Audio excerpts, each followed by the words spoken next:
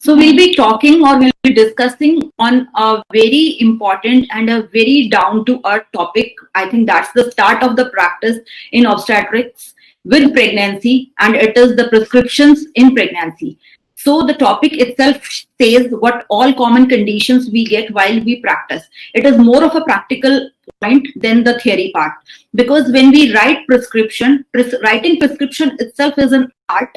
And when we start writing for any complaint, we have to take the history of the patient very properly. And there are a few complaints we should be very cautious about. We cannot prescribe any damn medicine in pregnancy, and the pregnancy itself is divided into like 3 trimester. I think you must be knowing this: first trimester, second trimester, and third trimester. So we have the contraindications, we have the indications, but here today what we are talking is the common complaints which patient comes and walk in with the complaint in the OPD chamber.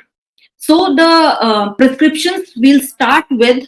I'll start with my presentation, and I have made like few complaints in the form of a PPT. I'll be going through them.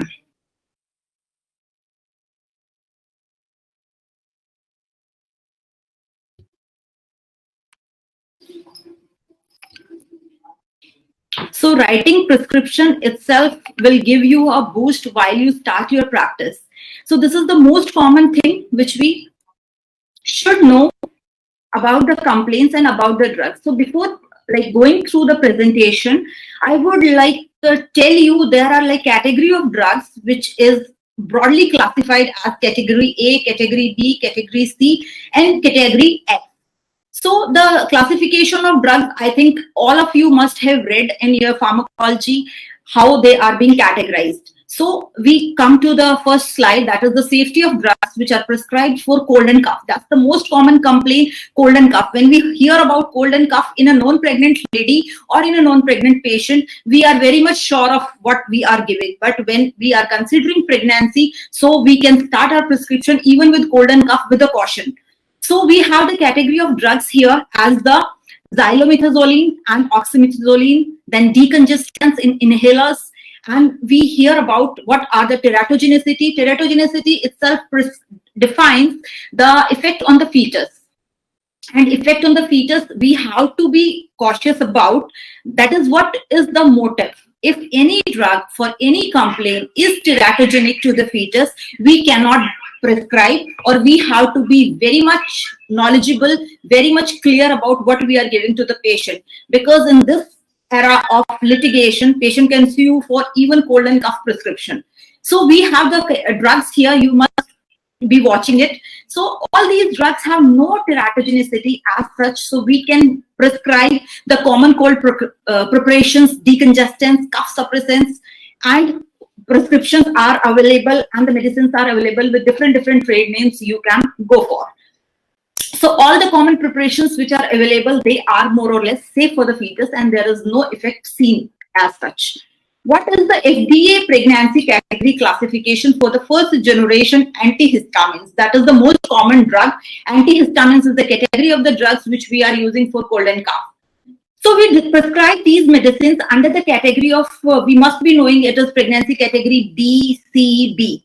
That means you must be knowing the categories as such: A, B, C, and F. A is that there is no teratogenicity, no effect, very safe. B is when the prescription, we can overweigh the benefits over the risk. So these are the categories. I'll not go into detail of the categories.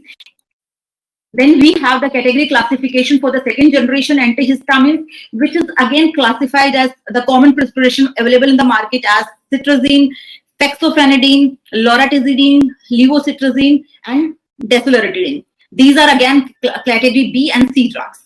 Then we come to another complaint, which is rhinitis in pregnancy. It is a very common complaint which patient comes in the OPD. That is the first generation agents, preferably chlorpheniramine, dexachlorpheniramine, and hydroxine. Then we have another preparation like cetirizine, which is very well known drug available in the market and very much on the pen of a obstetrician or a gynecologist for these things. There is no teratogenic effect seen in the fetus, but they are preferably used after the first trimester. So when we think of pregnancy in first trimester, more or less everything should be cautiously prescribed to the patient, because first trimester is the time of organogenesis where fetus is still developing. So we try to avoid the drugs which we are giving. Then we have the allergic rhinitis. This is again, patient comes with females are very much allergic, and in that case what we do is we tell the patient for allergen avoidance, then we prescribe the oral antihistamines. We can even go for intranasal corticosteroids. Then we have the combination intranasal corticosteroids, antihistamine spray available. Then we have leukotriene receptor antagonist. Then we have allergen immunotherapy. Then fluticasone nasal sprays are available with different name. We have Montelukast available in the market with the preparation of 4 mg, 5 mg, 10 mg, depending upon the complaint and severity of the symptoms. We can still write on our prescription pad. Then we have a very common complaint is fever, and a very common questions in everybody's mind is paracetamol safe in pregnancy? Yes, the answer is yes. Paracetamol is more or less safe in pregnancy. However, the pregnant women who take the paracetamol for more than a week, they can lead to reproductive problems in their male offspring, according to a study. If pregnant women need to use paracetamol, they should use the lowest effective dose for the shortest possible time. So when we are prescribing for fever, the plain paracetamol is the safest drug we should go for, and we should make sure we prescribe this in the lowest possible dose and for the shortest time. Then what are other drug therapy for fever in pregnancy? Fever is another very common complaint. Then we have in fever, what all we need to see is we give symptomatic therapy, which includes either hydration and paracetamol. Then we have presumed flu or H1N1, where we use antiviral drugs. Then if we have the fever with a specific bacterial etiology, then we start the patient on antibiotics. Now comes when we say it is antibiotics in pregnancy, the very next question which goes with on this prescription is which antibiotics are safe.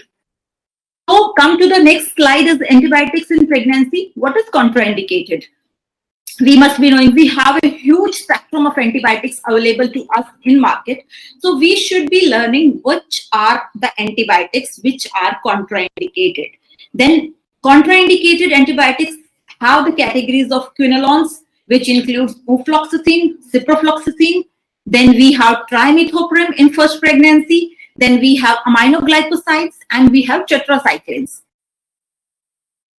So these are the contraindicated antibiotics. Then the second thing which comes is what are the safe antibiotics? What all we can prescribe in our pregnancy. Then in what is safe is ampicillin groups, cephalosporin groups, which include cefazolin. Then we have carbamazepine group, which includes armiropanum, ferropanum. We have macrolide group of antibiotics, which includes our azithromycin, safe as less than 10% crosses the placenta, azithromycin. Then we have erythromycin. And for erythromycin, we still say we don't have any studies till date. Coming to the next one is the pregnant woman in any trimester with suspected for confirmed influenza or H1N1 infection. Till the time we don't know what is the cause for the fever, we go for paracetamol. And if we have the cause, we do go for the specific cause therapy. That is the prompt therapy with oseltamivir and zanamivir. In pregnancy category C, these are the drugs in category C, but in pregnancy with influenza, their benefit outweighs the risk. So we need to prescribe them. See, there has to be a balance between the risk and the benefit. Whenever there is a more benefit over the risk, we need to prescribe, and we have to prescribe to treat the cause. Then coming to another common cause or another common disease, which is chickenpox in pregnancy. So coming to the prescription writing for chickenpox in pregnancy, what we need to know is vaccine for chickenpox. Then vaccination for chickenpox is an attenuated live virus vaccine. So we vaccinate 2 doses. There are 2 doses which are given to the patient at 4 to 8 weeks apart. When we give the chickenpox vaccine, we preferably give the vaccine prenatally. We don't give any vaccine intranatally or while the patient is pregnant. So the vaccination dose comes to be 4 to 8 weeks apart, 2 doses. And we say the patient to avoid the conception for the 1 month time, although there are no serious reported. During pregnancy, the vaccination is never given. Postpartum, again, it can be given immediately after postpartum. What is the breakthrough infection rate in this is 5% in 10 years. Booster may be given accordingly as per the breakthrough rate.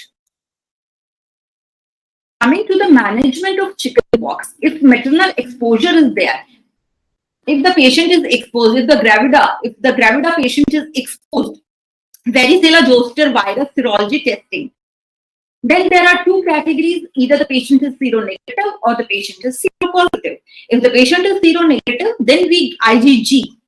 Within 4 to 10 days, we do give. And if there is seropositive, then there is no action as such required for it.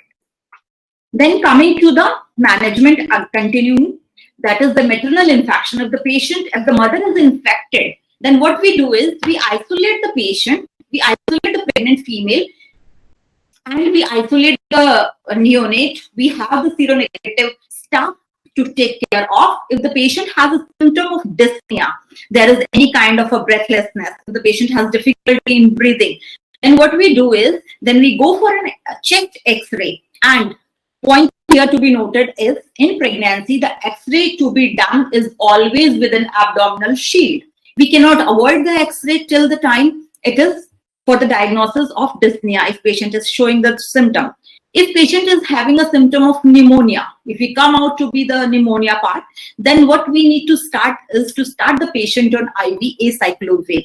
The dosing of acyclovir is 500 mg per meter square, or it is 10 to 15 mg per kg, 8 hourly.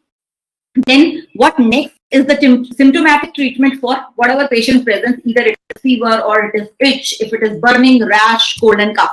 These are the common symptoms which patient present in chickenpox. Then coming to the acyclovir, if it is less than 24 hours onset of the rash, it crosses the placenta, it is a category B drug, so given after counseling and consent from the patient. See, consent and counseling, these are the two things which itself is a big broad topic in obstetrics. Before prescribing anything, we need to counsel our patient, we need to counsel the mother, we need to counsel the couple before undergoing or taking the pregnancy ahead. And we need to take their consent in writing before going ahead. It can be given in all the 3 trimesters, and IV acyclovir is given for severe infection. Then comes the criteria for admission. If the patient comes with severe rashes, if patient comes with dyspnea, if patient has recurrent vomiting, if patient has dyspepsia, altered sensorium, these are the conditions where patient needs to get admitted in the hospital. So, coming to the take-home message on this, we have varicella zoster exposure. So there is either a past history of chickenpox. These are the things which we need to ask the patient, and we need to write, and we should know before we go ahead with our management. Then is the patient uncertain, or there is no past history, or either the patient present with chickenpox symptoms. So when the patient has a past history of chickenpox, there is no action needed. We reassure the patient and do the counseling part. If patient is uncertain or there is no past history, patient is in confusion whether she has a past history or not, then we go for the serology of varicella zoster virus. And then again comes if it is IgG present, if it is IgG absent. IgG immunoglobulins, if it is present, then again there is no need to do anything. If it is absent, then we need to have the postpartum vaccination after the patient delivers. If patient is presenting with the acute symptoms of chickenpox, then we need to have the isolation of the patient, and depending upon the whatever symptoms patient is presenting, we go for the symptomatic treatment. If there is less than 24 hours rash, then we start with acyclovir, and we avoid the delivery within 7 days of the rash. We try to taper the delivery time. And if it is a severe infection, we admit the patient, and on admission, after admitting the patient, we start with acyclovir. If the pregnancy is less than 20 weeks of period of gestation, then the risk of CVS, use ultrasound after 5 weeks and amniocentesis to look for the effect on the fetus, and then we can decide on the pregnancy whether to go ahead or whether to terminate. So we are over with the chickenpox. Now coming to another big broad category, that is the helminthiasis in pregnancy. See, the soil transmitted helminth infections are common. The most common infection in humans caused by a group of parasites commonly referred to as worms, including roundworm, whipworm, hookworm. It can impair the nutritional status by causing the internal bleeding, which can lead to loss of iron and anemia. Internal bleeding itself will lead to anemia. Then we have the intestinal inflammation and obstruction. Patient has the symptoms of diarrhea. There is an impairment of the nutrient intake, digestion, and absorption of the nutrient, whatever she is taking. Then the coming after this is the how will you prevent or treat it. So coming to the WHO guidelines for this, no effect on the occurrence of congenital abnormalities in baby. As such, helminthiasis will not cause any occurrence in the fetus. So labeling on the tablet cover asking for caution in pregnancy confuses the patient. So coming to the WHO recommendation, preventive chemotherapy, that is deworming using a single dose albendazole 400 mg is the dosing, or mebendazole, that is 500 mg after first trimester in areas where it is common and it is more than 20% prevalent.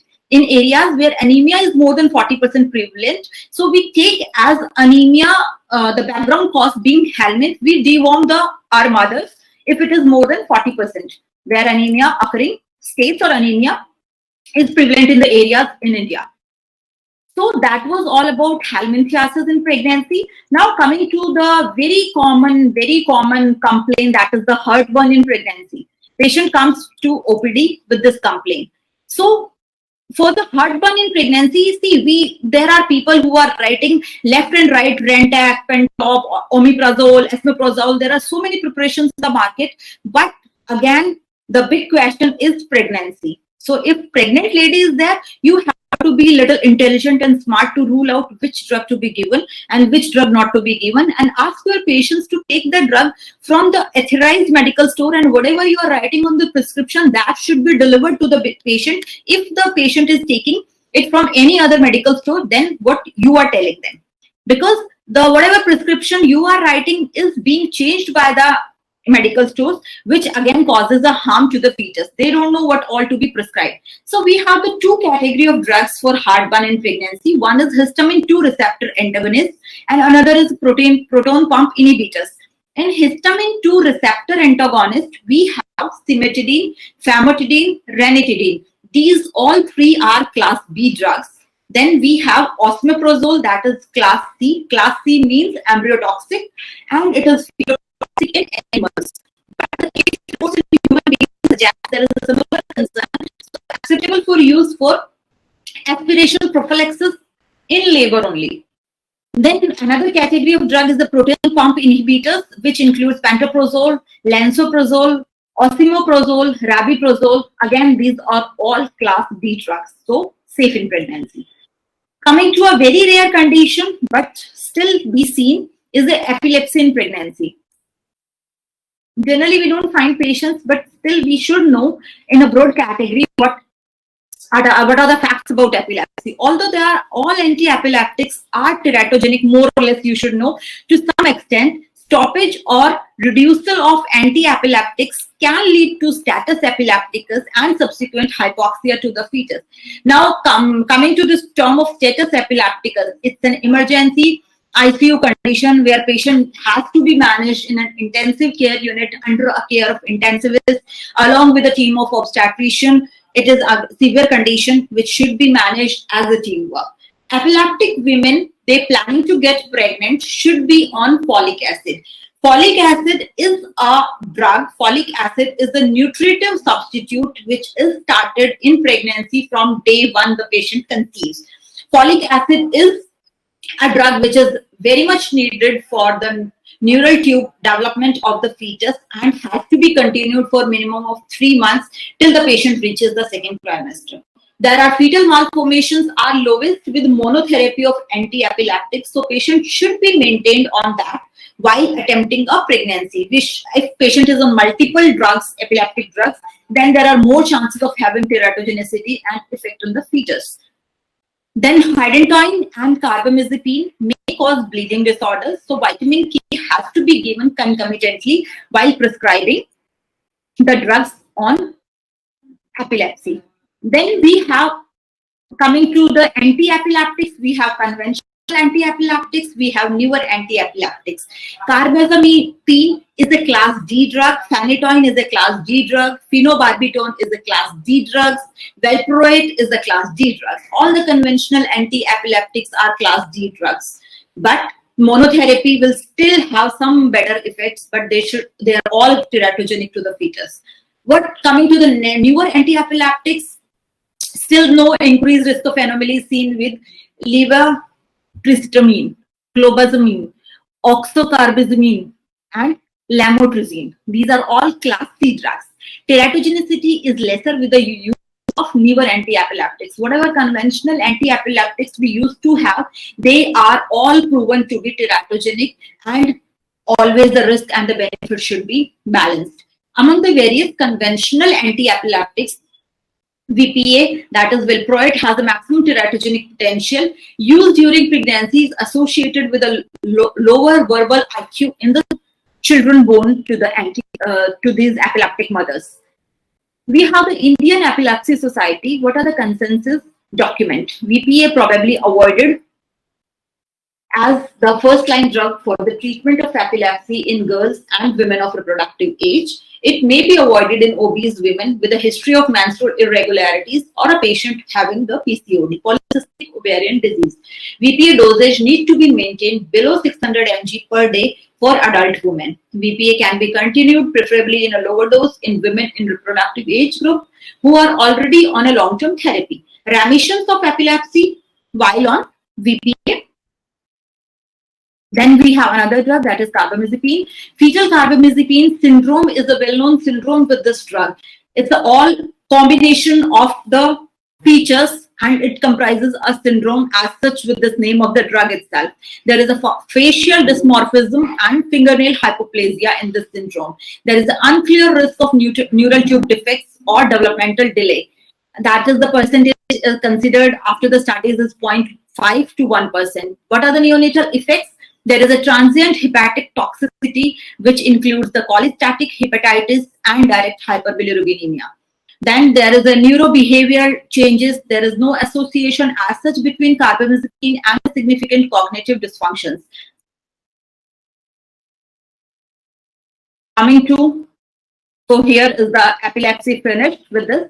Then we have more or less the take-home message for epilepsy is all the anti-epileptic which are conventionally used are teratogenic to the fetus. So be a little more cautious while prescribing. What are the treatment for fungal infections in vulva? In pregnancy, that is the oral antifungals. So here is the tagline, all the oral antifungals are contraindicated while we write. So be cautious about them. What is the option for these infections is the topical use of antifungals, which are available in India. They come under the category of azoles. These are the names. This is the first trade name, and these are the dosings. So let's start from clotrimazole, well-known drug available in the market with the name of Candid Cream. The dosing here is a BD dose, 4 to 6 weeks time. Ketoconazole is a keto group, and it comes with the name of keto. Its dosing is OD, once in a day, 2 to 4 weeks time. Econazole comes with the name of Econol. Dosing is BD, 2 to 4 weeks. Miconazole is a Zole name. BD 4 to 6 weeks. So most of the drugs are either 2 to 4 weeks or minimum 4 to 6 weeks. So minimum to minimum lowest level is 2 weeks prescription for any antifungal topical application. Then we have oxyconazole, OD dosing, again ketoconazole, then all the chart is given here with the Zole groups. Now coming to the topical antifungals available in India with the group of triozoles is fluconazole. Fluconazole is a well-known drug available, and we prescribe fluconazole in a BD dosing for minimum of 4 weeks. Then we have a drug with the name of Naftin Cream, which comes with terbinafine and Daskel with the name, and its dosing is again 1 to 2 weeks OD, and Naftin Cream BD for 4 weeks. These are all topical antifungals which can be prescribed. And believe me, antifungals and this vulval infection, fungal infection is a very common presentation in OPDs in pregnancy. The infection rate increases while patient is pregnant. Now coming to again a very common complaint, which is a generalized pruritus in pregnancy. How do we manage? When patient comes with pruritus, the very common condition which comes in the mind of an obstetrician is intrahepatic cholestasis in pregnancy. That's the most common complaint which patient comes with, is the pruritus. So we say, this is the flowchart which shows you what all to be done in pruritus patients in pregnancy. Either patient will have the rash or patient will have no rash. If the patient is coming with rash, then we have pruritic urticarial papules and plaques. We have to see it locally if patient is presenting with them. Then we have atopic eruptions in pregnancy. Then we have all the gestations. We need to see the type of lesions, how the patient is presenting.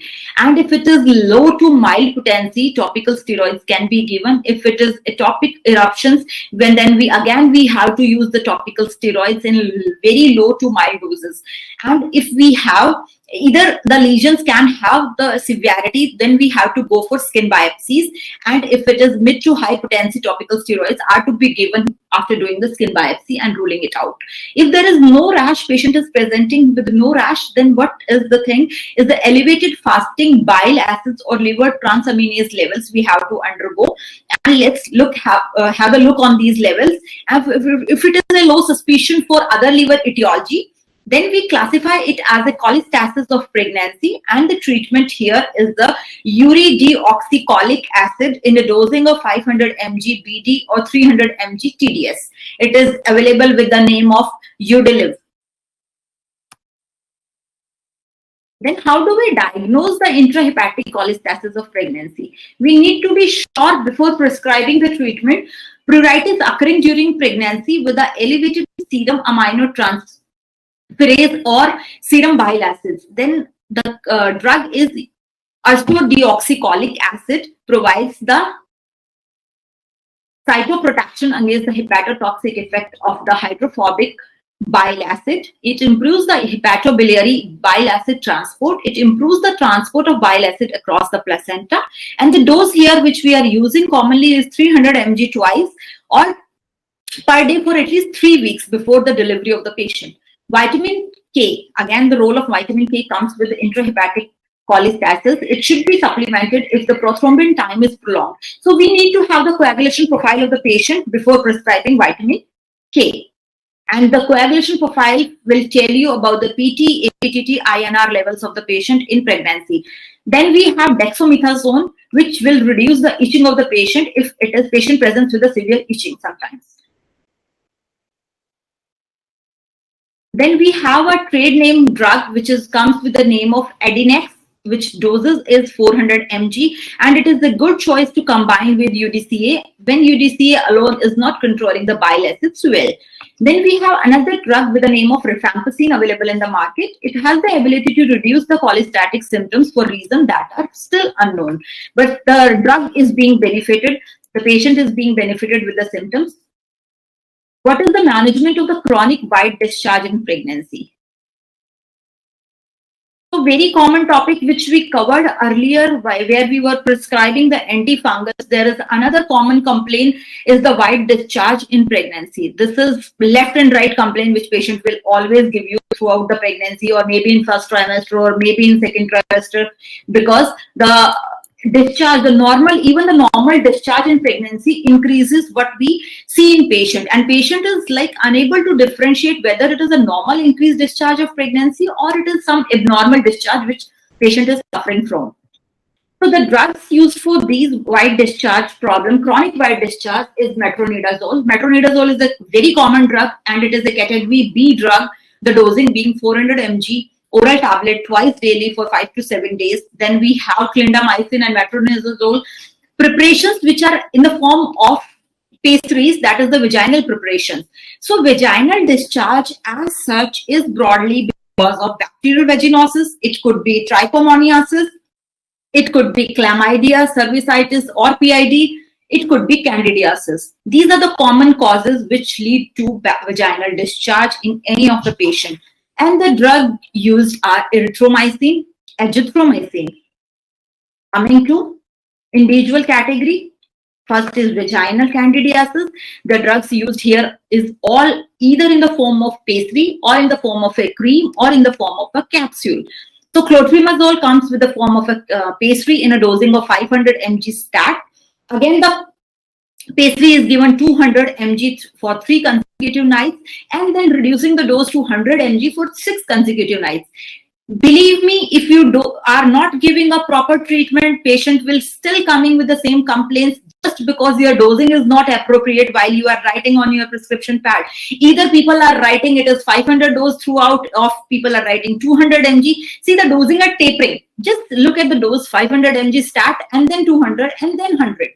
So this is again an art to give a patient the full dosing, then only the patient will have the relief from the symptoms. Otherwise, she will keep turning to your OPD with so much of dissatisfaction because somewhere we are lacking in the dose which we are prescribing. Then we have the cream available in the form of clotrimazole that is given 5 grams stat. Then we have a drug which comes in the category of iconazole, again in the form of pastry. The dosing again changes is 150 mg for 3 consecutive nights. Then we have fenticonazole capsules. We have fenticonazole capsule as a 600 mg stat dose and then 200 mg for 3 consecutive nights. Coming to again the common complaint, which is leg cramps or a varicose veins in pregnancy. I have seen almost 2 patients out of 10 patients which complain of leg cramps in pregnancy. Those patients, those ladies who have never experienced leg cramps in their non-pregnant state, they come with a complaint of leg cramps. So what are the interventions for varicose veins and leg edema in pregnancy? There is some review in surgery, pharmacology and non-pharmacological options. There are so many things available. In non-pharmacological, we have compression stockings which we prescribe to the patient. We say the patient to rest, to elevate the limbs, lower limbs, especially the ladies who are doing the corporate jobs with the sitting job, they have more of the varicose vein developing in pregnancy. Then we have other therapies like water immersion, foot massages. They are all non-pharmacological options available to the patient in pregnancy. Then we have the pharmacological options which include phlebotomics are supposed to increase the venous tone. It prevents the edema. Then we have diasmin. Then we have the calcium. Then we have drugs like grape extracts. We have things like aminophenton. Different options as per the convenience of the patient. What are the WHO recommendations for this? We say the patient to take rest. We say the patient to have the leg elevation and water immersion. They are the low-cost interventions that are unlikely to be harmful. There is no harm as such noted for these things and can be practiced by any female at home or anywhere wherever she is doing her job or whatever she is doing. Water immersion is a very good therapy in case of these. We say the patient to have immersion for 20 minutes in a swimming pool. It reduces the leg volume. So water immersion can help the blood of an individual in water to be displayed upward to the venous and lymphatic system, firstly into the thighs, then into abdominal cavity vessels, and finally into the great vessels of the chest cavity and to the heart. This is because that the individual is subjected to external water pressure in a gradient which within a relatively small depth exceeds the venous pressure. This is how the theory goes with. So immersion in water helps to reduce these things. Then we have calcium dorbicillate in a dosing of 1000 to 1500 mg per day. That drug is available in the market. Then leg cramps. That was for varicose vein. Leg cramps, what WHO says about it is 300 to 360 mg magnesium per day in 2 or 3 divided doses reduces the cramps by 50%. Calcium is 1 gram twice daily for 2 weeks minimum time. So magnesium along with calcium is available in the market in a combination therapy, or either one can choose magnesium and calcium in different therapies. So another drug which is available is carnitine. Carnitine is available with a dose of 500 mg 1135 days. Vitamin E comes with the name of Evion in the market with 400 mg 1 daily for 5 days. Coming to a topic which is the headache coming in pregnancy. There are people who comes with off and on headaches every time and say, doctor, what to take? Here is the solution for that. We have drugs like paracetamol. We already discussed paracetamol is a safe drug in pregnancy. What are the concerns while using these drugs are? In case of paracetamol, it is a possible increased risk for asthma. So it is used preferably for acute treatment. Then we have a category of drugs which is NSAIDs, that is a non-selective. It comes with a drug names ibuprofen, naproxen, diclofenac, indomethacin. These are the effects which are seen as the adverse effect is the miscarriages, premature closure, ductus arteriosus, impaired renal function, cerebral palsy, intraventricular hemorrhage. These are the things to be taken care of. Then we have triptans, that is sumotriptan, zolmitriptan, alitriptan, rizatriptan. There is no major congenital effect seen. Then we have aspirin. Aspirin is a very common drug which is available and people are taking it left and right. More than 100 mg per day. It causes premature closure of ductal arteriosus, oligohydramnios, and neonatal bleeding. So take proper precaution and take a proper counseling of the patient and tell them not to take aspirin left and right for headaches which they have. Then we have corticosteroids with the name of prednisolone. It is a possibly early lung maturation. It is used. So these were the common things. These were the common complaints which we have coming to the end. And thank you so much. I don't think I have left with any other common complaint which we see in OPDs. Thank you, all of you.